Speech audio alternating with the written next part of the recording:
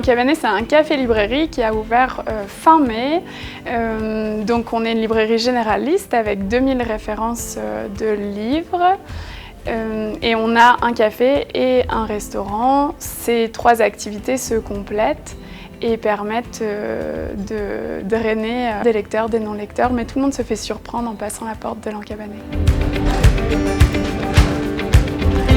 L'Encabané a noué différents partenariats avec les Claps de l'Ubaye, qui est l'association de diffusion culturelle sur la Haute-Vallée, l'école du village, la mairie. Alors le programme Leader, c'est le dernier coup de pouce, c'est ce qui va nous permettre d'avoir chaud cet hiver. Leader nous aide dans l'installation d'une chaudière bûche.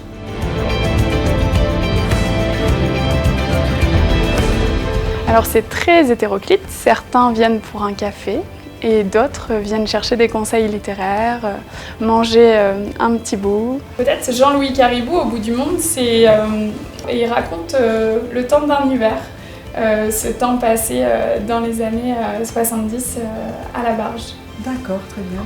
Il raconte cette vie dans ce hameau isolé au bout de la montagne.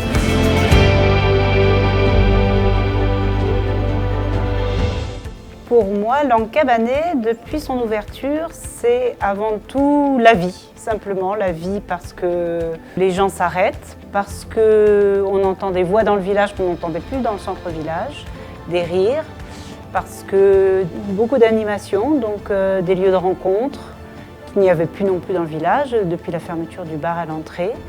Et puis, c'est vrai que c'est le dernier lieu à la mode maintenant. Tout le monde se donne rendez-vous à l'Encabané pour boire un café ou passer un petit moment ensemble, que ce soit les touristes ou les personnes à l'année, les habitants. Donc c'est vraiment, oui, pour moi, c'est d'abord un lieu de vie.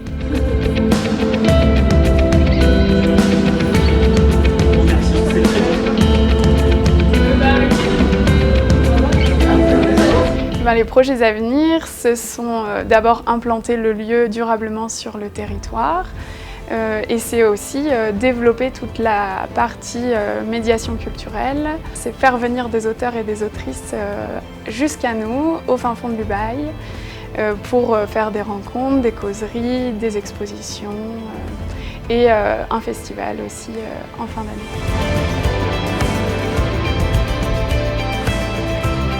Cet été, nous avons eu la joie de recevoir plusieurs auteurs et autrices, des éditeurs aussi. On a reçu les éditions AMCA pour une rencontre éditeur.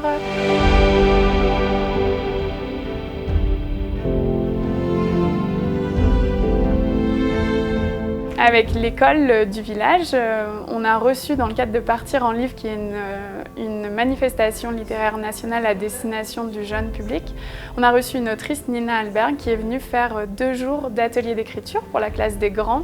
2 jours où les enfants, à partir de captations sonores, ont écrit des textes et ensuite les ont enregistrés pour faire un petit podcast de l'école Émile Signoret.